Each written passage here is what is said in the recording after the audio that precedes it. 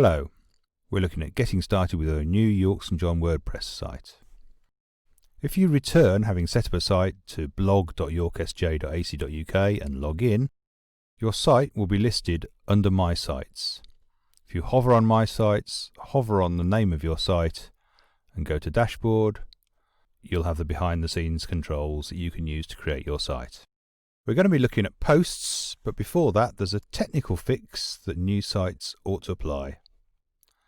Down in the settings, under Page Builder, we're going to turn off the setting to use the classic editor for new posts. This will give us a consistent experience using the new editor at all times. Save the settings, and that's a one-off operation. Before we add some posts, the difference between posts and pages is important to understand. Posts are for blog posts, which are regular short snippets, always showing the most recent information on top, and are great for keeping your followers up to date with what's happening on your project. Pages, on the other hand, tend to be more static pieces of information, maybe about yourself, or information that won't change too often. Both can be edited, so the choice is really whether you're going to be updating the site regularly, in which case you might want to use posts, or providing more static information, use pages. You can mix both together. The editor is the same for both, so we'll have a look at the posts first. If I add a new post, so I'm hovering on posts, adding new. First time you'll get some welcome information. Once you get in there, each post has a title. And then to add information to the page, you add it block by block. So I can use the block that's here, or I can use the little plus with a circle around it to add a new type of block in. The most common types of blocks are paragraphs, images, maybe quotes or headings to make things look different on the page.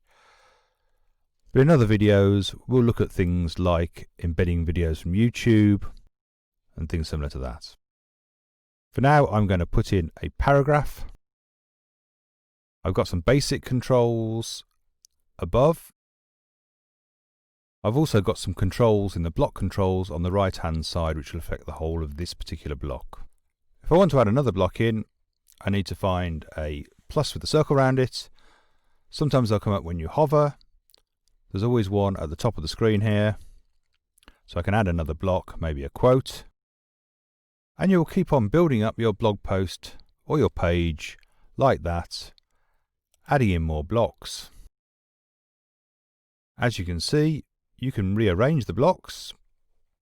If you click into a block, you'll get some little arrows on the left hand side to reorder them. You can pick them up and drag them as well, and end up with the page in the order you want. When you're ready, you will need to click Publish on the right hand side. You have to click it a second time to confirm the publish, and that's now live on the website, ready for people to see.